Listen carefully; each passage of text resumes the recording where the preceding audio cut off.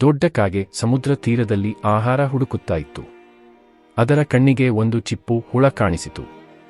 ಚಿಪ್ಪಿನ ಮೇಲೆ ಅನೇಕ ಸಾರಿ ಕುಟ್ಟಿದರೂ ಒಡೆಯಲಿಲ್ಲ, ಹುಳ ಹೊರಕ್ಕೆ ಬರಲಿಲ್ಲ. ಕಾಗೆಯ ಈ ಪ್ರಯತ್ನವನ್ನು ಸಮೀಪದಲ್ಲೇ ಕೂತಿದ್ದ ಹದ್ದು ನೋಡುತ್ತಾ ಇತ್ತು. ಅದು ಕಾಗೆಗೆ ಹೀಗೆ ಹೇಳಿತು, ಬಲ ಹಾಕಿ ಮಾಡಲು ಆಗದೇ ಇರುವುದನ್ನು ಉಪಾಯದಿಂದ ಮಾಡಬಹುದು. ಆ ಚಿಪ್ಪು ಪ್ರಾಣಿಯನ್ನು ಮೇಲಕ್ಕೆತ್ತಿಕೊಂಡು ಹೋಗು. ಆ ಬಂಡೆಯ ಮೇಲೆ ಬೀಳಿಸು.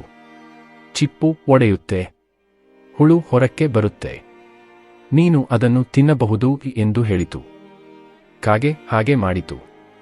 ಬಂಡೆಯ ಮೇಲೆ ಬಿದ್ದ ಕೂಡಲೇ ಚಿಪ್ಪಿನಿಂದ ಹುಳು ಹೊರಕ್ಕೆ ಬಂತು. ಆದರೆ ಅದು ಕಾಗೆಗೆ ಸಿಗಲೇ ಇಲ್ಲ. ಪಕ್ಕದಲ್ಲಿ ಹಾರಾಡುತ್ತಿದ್ದ ಹದ್ದು ಹುಳುವನ್ನು ಎಗರಿಸಿಕೊಂಡು ದೂರಕ್ಕೆ ಹಾರಿಹೋಯಿತು. ಪೆದ್ದು ಕಾಗೆ ಪಿಳಿಪಿಳಿ ಕಣ್ಣು ಬಿಡುತ್ತಾ ಕುತ್ತಿಗೆಯನ್ನು ಪಕ್ಕಕ್ಕೆ ವಾಲಿಸಿಕೊಂಡು ಕೂತಿತ್ತು. ಈ ಕಥೆಯಿಂದ ನೀವು ಕಲಿತ ಪಾಠವೇನು ಕಾಮೆಂಟ್ ಮಾಡಿ ತಿಳಿಸಿ. ಧನ್ಯವಾದಗಳು.